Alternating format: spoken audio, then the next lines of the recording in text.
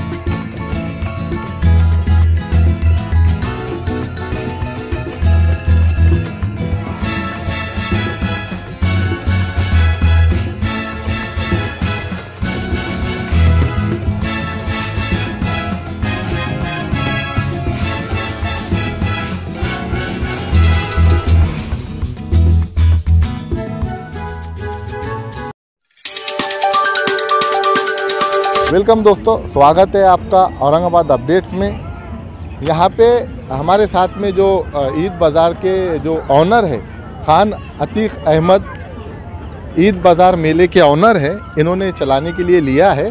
आज उनसे बात करेंगे और जानेंगे कि ये जो टिकट है, ये जो एंट्री फीस है, ये किस तरीके से आपने डिसाइड की और क्या कहेंगे जनता को जो न्यूज़ देख रही है। सर, आप पे जो तो थोड़ा सा आपने रियायत करना चाहिए आवाम के साथ, जनता के साथ जो यहाँ पे एंजॉयमेंट के लिए आ रहे, तो क्या कहेंगे? मैं तो पहले पूरे औरंगाबाद वासियों को ईद मुबारक कहना चाहता हूँ।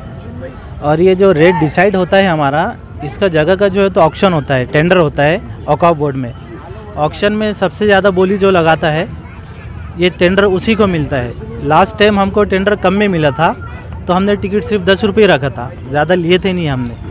और आज के पीरियड में इस साल जो है तो टेंडर बहुत महंगा गया है, इतना महंगा गया है कि हमारा कवर होना भी हमको मुश्किल लग रहा है। और ये रेट जो डिसाइड करे हैं हमने, ये अपने लोगों की वजह से, अपनी पब्लिक को समझ के ही हमने जो है तो 30 रुपये रेट डिसाइड करे। हालांकि ये रेट भी जो है तो हमको नहीं पूछ सकता, 30 रुपये में भी हमारा कवर नहीं हो सकता, लेकिन फिर भी हमने अपने लोगों को देखते हुए ये रेट डिसाइड करी है। और भी जो है तो 2 टॉन लगे हैं अभी के पीरियड में औरंगाबाद में, आप उनका रेट देखिए और हमारा रेट देखिए। उनका रेट कहीं 40 रुपये है, कहीं 50 रुपये, लेकिन फिर भी हमने जो है, और इतना आइटम आपको कोई भी ग्राउंड में नहीं दिखेंगे, इतना बड़ा सेटअप जो है वो आपको कोई भी एग्जीबिशन में नहीं मिलेगा। फिर भी हमने अपने लोगों को समझते हुए, अपने लोगों की भावना को समझते हुए रेट 30 रुपये रखे। देखा कि यहाँ पे झूले के काफ़ी रेट्स है, तो वो उसकी वजह क्या है?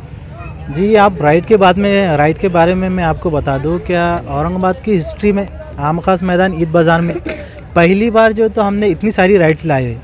आज तक जो तो इतनी सारी राइड्स जो है तो ईद बाज़ार में नहीं आई है। ये राइड्स लाने के पीछे जो तो हमको बहुत सारे एक्सपेंसेस होते हैं। आप ये देख रहे हैं, ये झूला हिंदुस्तान का सबसे बड़ा झूला है। आज हमने पहली बार इसको जो है तो आम खास मैदान में लॉन्च की है। इसके एक्सपेंसेस भी बहुत ज़्यादा है और इसका जो प्राइस होता है ख़रीदने का ये भी बहुत ज़्यादा है। इसके कारण हमको जो है तो रेट इसका थोड़ा सा ज़्यादा रखना पड़ा, और हमने इतना भी ज़्यादा नहीं रखे क्या पब्लिक को के जेब पे इसका जो है तो असर पड़े। इसका रेट जो है तो ऑल दूसरे जो हमारे एग्जीबिशन रहते हैं वहाँ पर इसका रेट 200 रुपीज़ रहता है, लेकिन अपने लोगों को देखते हुए, अपने एरिया को देखते हुए, उनके जेब पे ज़्यादा असर ना पड़े वो समझते हुए हमने इसका रेट जो है तो 70 रुपीज़ रखा है। यहाँ पे ये जो लोग आ रहे हैं इनके लिए आपका क्या मैसेज रहेगा, किस तरीके से यहाँ पर आके एंजॉय करें? मैं तो मैसेज यही देना चाहूँगा लोगों को, क्या साल में अपन एक बार ईद बाज़ार भराते हैं यहाँ पर अपने औरंगाबाद में। औरंगाबाद के लोगों को जो है तो एंजॉय के लिए काफ़ी दूर जाना पड़ता है, कोई खुल्दाबाद जाते हैं, कोई महसमाल जाते हैं, कोई कहाँ पर जाते हैं। तो ये औरंगाबाद की जो फैमिलीज़ है उनके एंजॉयमेंट के लिए अपन हर साल जो है तो यहाँ पर आम खास मैदान में ईद बाज़ार भराते हैं। तो मैं लोगों से यही कहना चाहूँगा कि फैमिली के साथ आइए, विज़िट करिए, एंजॉय करिए।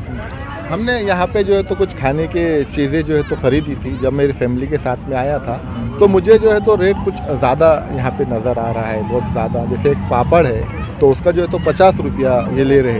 तो ये जिम्मेदारी आपकी है या जो यहाँ पे स्टॉल लगाता है वो अपने मर्ज़ी से रेट डिसाइड करता है? देखिए, वो जो पापड़ आपने देखे, पहली बात तो मार्केट में वैसा पापड़ मिलता नहीं। आप होटल में जाएंगे, एक छोटा सा पापड़ लेंगे तो उसका रेट भी आपको 50 रुपये लगता है, और यहाँ पर जो साइज़ का आपको पापड़ मिल रहा है, आपने उसका साइज़ भी देखा होगा, 50 रुपये। मेरे को नहीं लगता कि उसकी बहुत ज़्यादा कीमत है। उसकी कीमत 50 रुपये के हिसाब से सही है।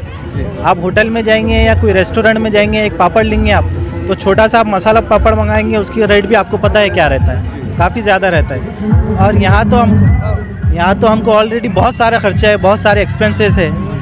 लेबर खर्चा है, ग्राउंड का खर्चा है, मीटर का बिजली का खर्चा है।